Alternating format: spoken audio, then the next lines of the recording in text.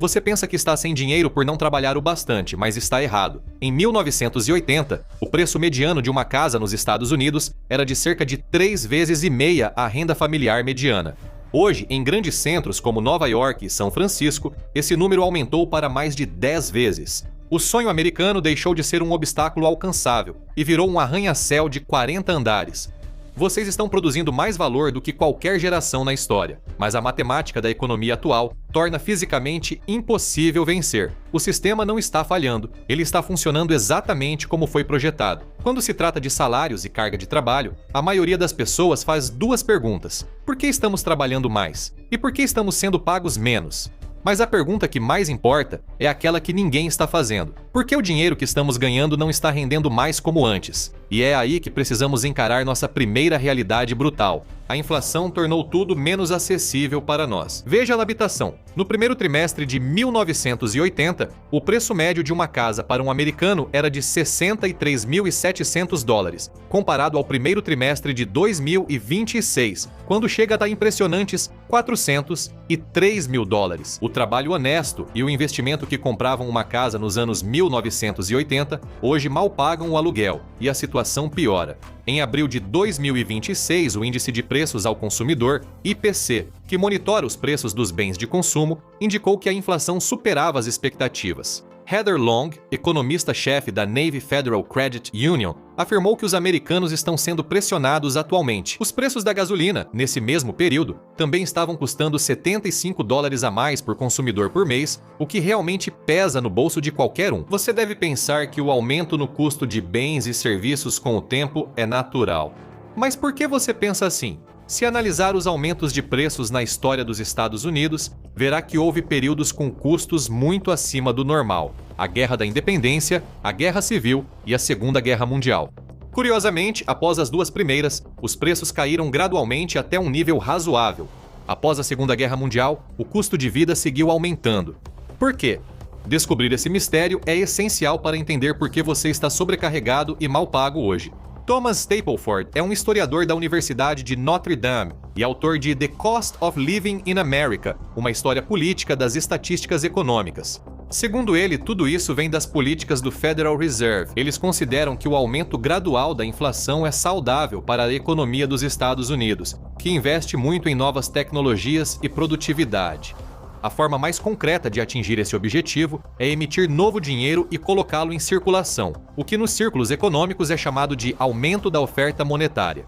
Este vídeo não diz que sua vida é mais difícil porque o Fed tomou uma decisão ruim há 80 anos sem motivo. Como em toda questão econômica, enfrentamos uma bomba com 2 fios para cortar e sobreviver financeiramente. E, sem prever o futuro, é como ser daltônico. Um dos principais motivos para aumentar a oferta de dinheiro após a Segunda Guerra Mundial foi evitar a espiral deflacionária. Se você entende algo de macroeconomia, essas são duas das palavras mais assustadoras da língua inglesa. Uma espiral deflacionária foi o principal fator que desencadeou a Grande Depressão, uma das crises econômicas mais graves da história dos Estados Unidos. Veja como ela funciona. Durante crises econômicas como recessão ou depressão, as pessoas têm menos renda disponível para comprar além do essencial. Uma redução na demanda em proporção à oferta de bens de consumo leva à queda dos preços. Isso faz com que a produção seja reduzida para equilibrar oferta e custos. Essa redução faz com que as empresas precisem de menos funcionários e demitam pessoas. Menos pessoas têm condições de gastar. Enquanto os estoques se enchem de produtos que ninguém consegue comprar, os preços e a produção caem rapidamente. E era isso que o Fed queria evitar. Mas toda solução cria novos problemas. Um deles é a doença dos custos de Baumol, uma falha matemática incorporada à economia moderna. É um dos principais motivos ocultos para sua sobrecarga e baixa remuneração. A ideia central por trás da inflação intencional é que os preços vão subir, mas os salários também vão aumentar como resultado do aumento da eficiência tecnológica no ambiente de trabalho. Então tudo se equilibra, mas nem sempre. Em setores que dependem muito de mão de obra, atinge-se um limite em que a tecnologia não consegue mais aumentar a eficiência. Um exemplo é o cantor. Deixando de lado o autotune e a tecnologia de masterização na pós-produção, não existe realmente uma maneira de tornar o canto um processo mais eficiente do que já é. É um beco sem saída se comparado à produção em massa de carros ou à síntese de compostos na indústria química. Um cantor cantando uma música há um século não é mais produtivo que um hoje. Isso é verdade tanto nas artes quanto em indústrias como educação e saúde, setores que dependem extremamente da mão de obra humana. Enquanto isso, avanços tecnológicos tornam a manufatura mais eficiente, elevando salários no setor e reduzindo ou estabilizando preços. É aqui que entra a doença dos custos. Os custos nesses setores de baixa produtividade ainda devem subir para acompanhar o aumento salarial no restante da economia. Os consumidores carregam esse peso, o que pode desacelerar o crescimento econômico e aumentar os custos de serviços essenciais. Isso começa a explicar de verdade a deterioração estrutural por trás do motivo pelo qual o dinheiro que você ganha com tanto esforço não parece render tanto quanto antes. Mas esse é só um lado do problema. Pode ser a distração perfeita enquanto o mercado de trabalho puxa o tapete debaixo de você. O mercado de trabalho está contra você. Ser trabalhador na década de 2020 e não sentir isso é quase impossível. Seu esforço não corresponde mais ao retorno recebido, mas esse valor está sendo direcionado a outro lugar. Para entender, é preciso analisar a participação do trabalho na renda. Ela mede se a riqueza gerada pelos trabalhadores vai para seus contra-cheques ou para os proprietários e acionistas. Estudos preocupantes mostraram que a resposta tem sido cada vez menor para os trabalhadores.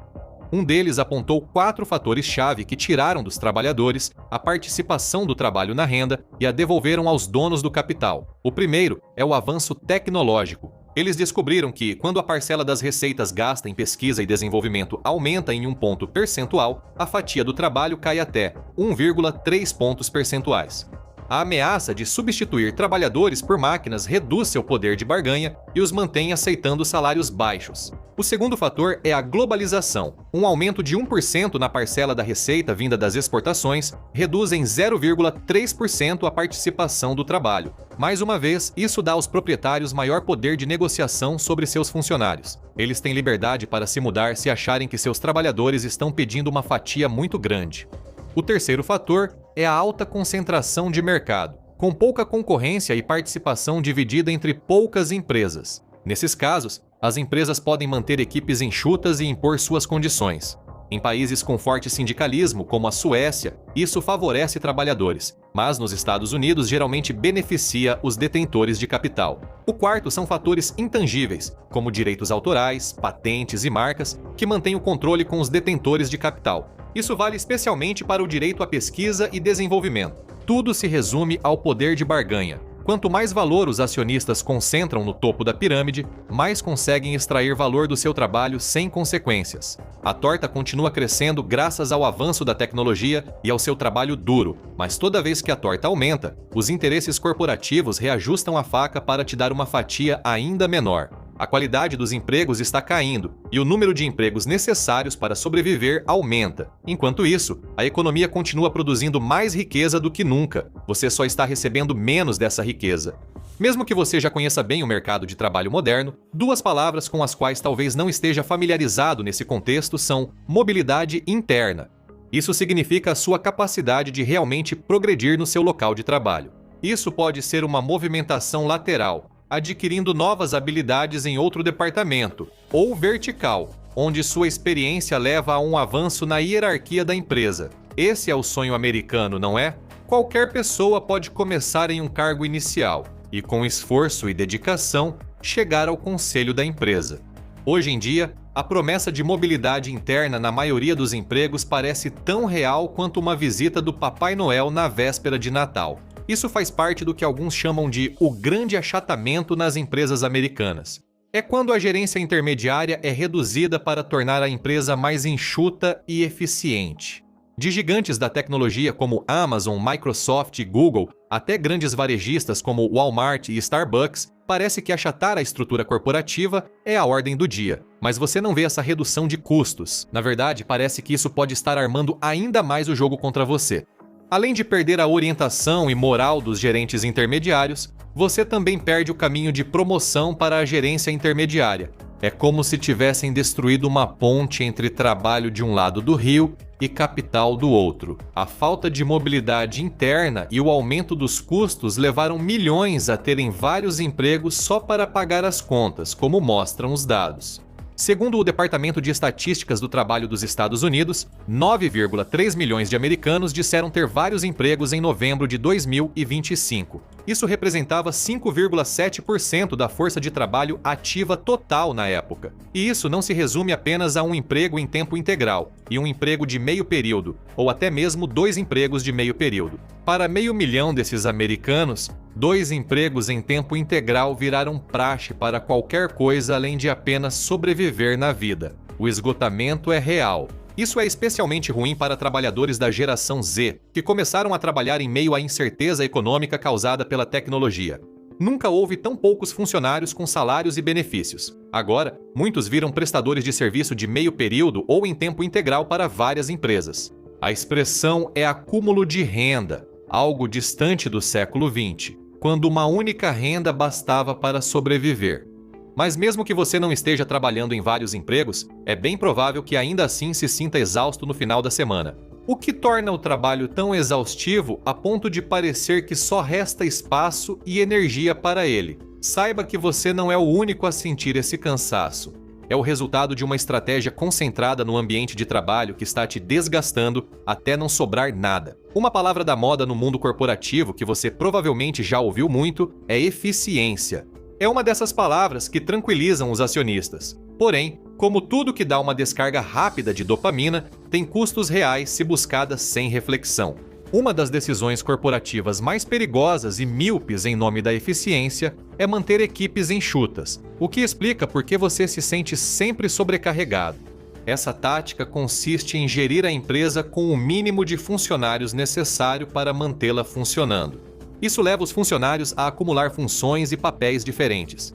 Antes, equipes enxutas eram usadas apenas em crises financeiras, mas hoje gestores notam que operar com menos pessoas, mesmo com boa receita, pode aumentar os lucros. Isso é como tomar morfina sem necessidade, só por precaução caso quebre a perna.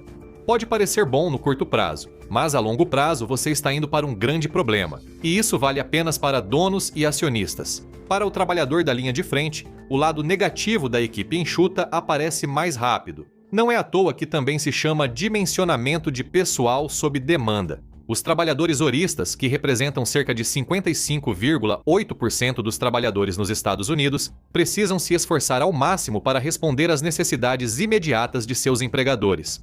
Essas estruturas corporativas geralmente causam fadiga extrema nos trabalhadores, que enfrentam longas horas e muitas tarefas complexas sob alta pressão. Provavelmente não vai te surpreender saber que o absenteísmo tende a aumentar em situações de equipes enxutas. Os trabalhadores frequentemente ficam fisicamente doentes devido ao cansaço do excesso de trabalho, e a ciência comprova isso. Se você estiver sobrecarregado de trabalho, vai adoecer e, se isso continuar por tempo demais, vai te matar. A BBC afirmou em 2021 que trabalhar mais de 54 horas semanais aumenta muito o risco de morte por excesso de trabalho, afetando quase 1 milhão de pessoas por ano. O excesso de trabalho é, na verdade, o principal fator de doenças ocupacionais, graças aos efeitos realmente devastadores que o estresse pode causar no corpo humano. Os chefes estão gostando da ideia de ter menos salários para pagarem seus balanços. Enquanto isso, você estará fazendo o dobro do trabalho de antes com prazos apertados que não permitem nenhuma folga.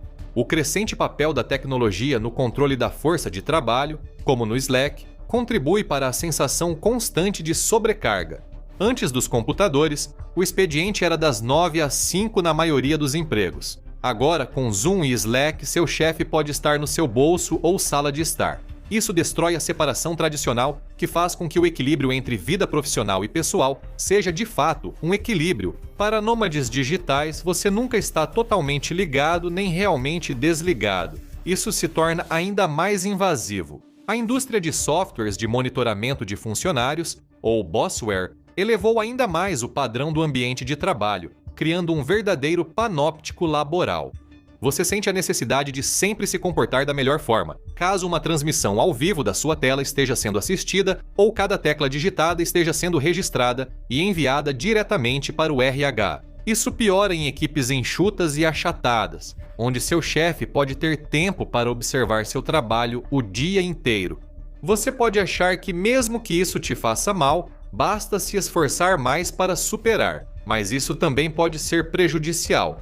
Você já deve ter ouvido: nenhuma boa ação fica sem punição. No mundo corporativo, há muitas provas de que isso é verdade. Bem-vindo ao mundo onde esforço vira punição. Quanto mais trabalha, mais é visto como explorável, não empregável. Se você tem um bom histórico de qualidade e cumpre prazos, provavelmente receberá mais tarefas delegadas, mas sem compensação extra pelas horas extras.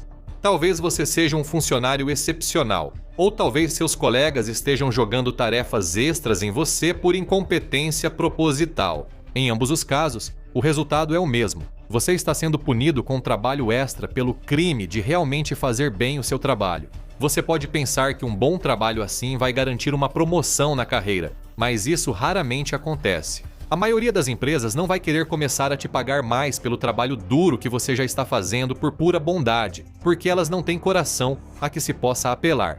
Ser promovido para outro departamento pelo seu esforço seria contraproducente para eles, pois quem assumiria seu lugar? Às vezes, fazer o seu trabalho bem demais é o maior sinal para seus empregadores de que você deve continuar nesse cargo pelo máximo de tempo que conseguir aguentar fisicamente. Quando você sair, seja por frustração ou saúde, só então vão pensar em quem te substituir. Você será apenas uma lembrança. Você terá sorte se receber mais que um obrigado, e o pacote padrão de rescisão por todo o tempo, energia e saúde dedicados. A economia não é mais o que era. Devido às falhas nos sistemas financeiros dos Estados Unidos, os custos seguirão aumentando e os salários permanecerão estagnados.